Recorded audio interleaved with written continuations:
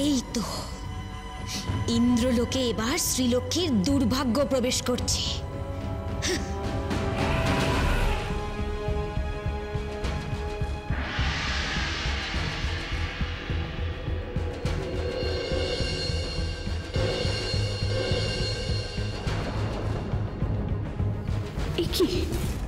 কি প্রবেশ করলো মালায়?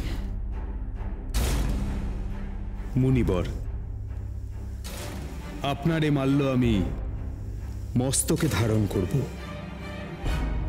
দেবগণ আপনার মতো মহা তেজা মুনিকে কতটা সম্মান করেন আমার এই কার্যের দ্বারাই তা প্রমাণিত হবে। ত্রিজগৎ আপনার মতো মহা তেজা মুনির তেজকে সম্মান করতে বাধ্য হবে মুনিবর।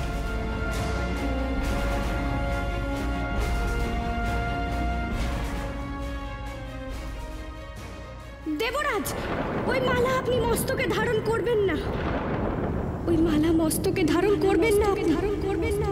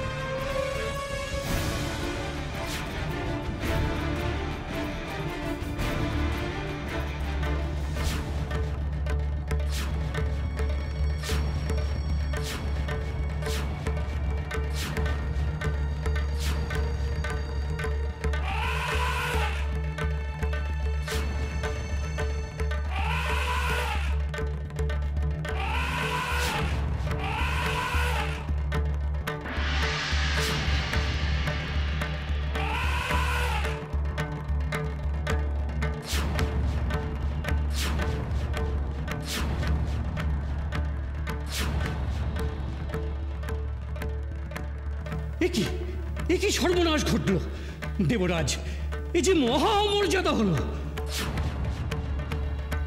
এই অমর্যাদা আমি কিছুতেই সহ্য করব না।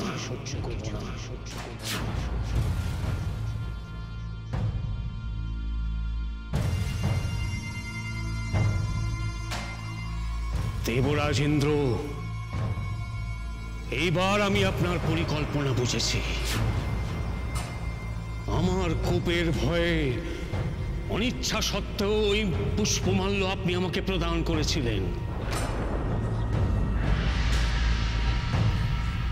আসলে আপনি চেয়েছিলেন শ্রীলক্ষ্মীকে তুষ্ট করতে।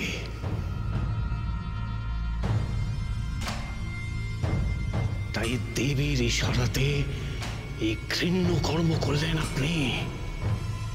ঠিক দেবরাজ, ঠিক আপনাকে।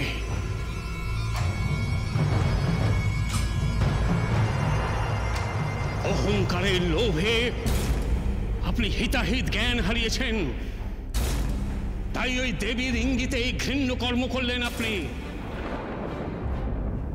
অহংকারে, দম্ভে, লোভে আপনি হিতাহিত জ্ঞান হারিয়েছেন। শ্রীলক্ষ্মী সমৃদ্ধি সৃষ্টি করেন বলে আপনি তাকে মুনি ঋষিদের থেকে উচ্চ আসনে বসিয়েছেন। এত স্পর্ধা আপনার! মুনিবর, আমি নিজে থেকে কিছুই করিনি। ওই মাল্য স্বয়ং গজরাজের শূন্যে গিয়ে পড়েছে। মুনিবর, ওই গজরাজ এখন এখানে এলো কেন? ওই গজরাজ তো আপনার বাহন দেবরাজ ইন্দ্র।